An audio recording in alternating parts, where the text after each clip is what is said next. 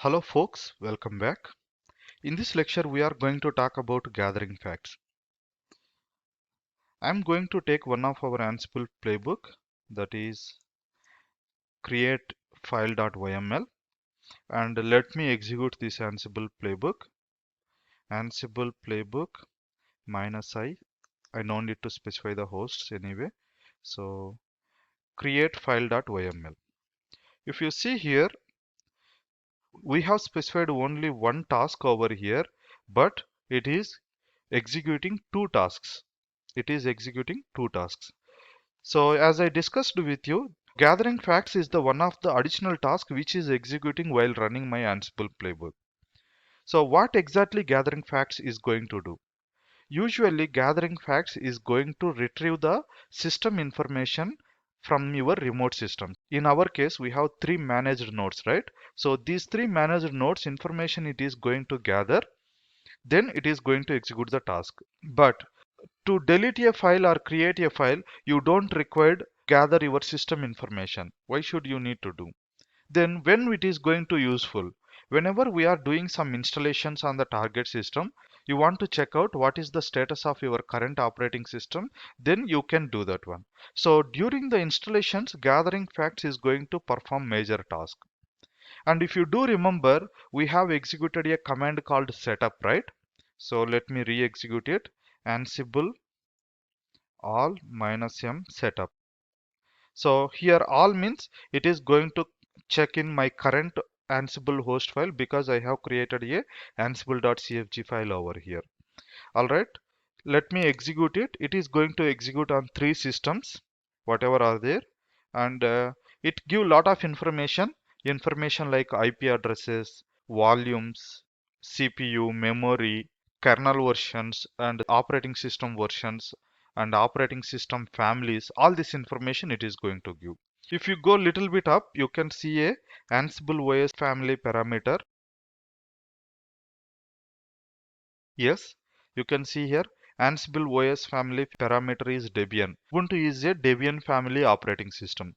And node name also you can see Ubuntu managed node. Similar way, I'm going to other system. You can see lot of information collected from the Ubuntu system. Okay,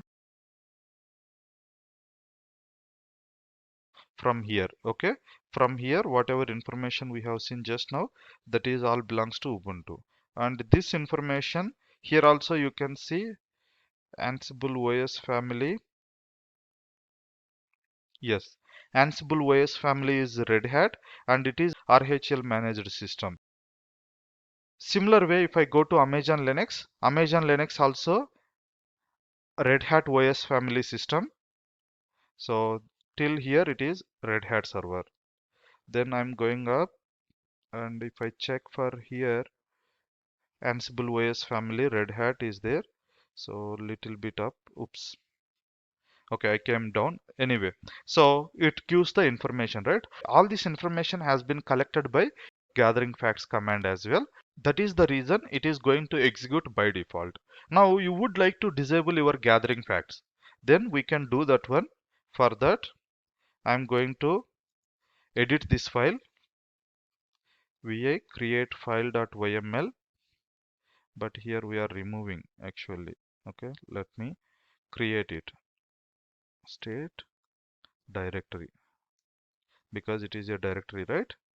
So what I am doing here, I'm creating a directory called dir1 on target systems, and I don't want to gather facts. Then we can specify something like this: gather underscore facts no. Okay, this is how we can do gather underscore facts no.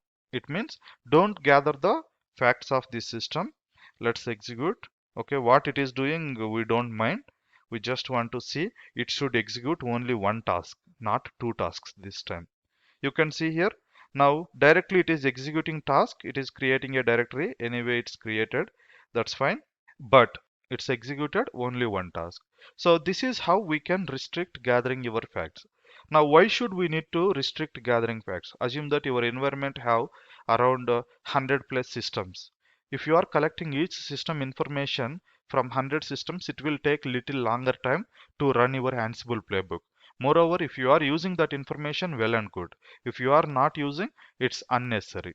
Okay, that's how we can use the gathering facts. Let me enable it again. So I will just comment it out. Gathering facts. Again, I am executing. This time you can see it is gathering facts and 2 tasks has been executed. All right, that's all for this lecture. Thanks for watching.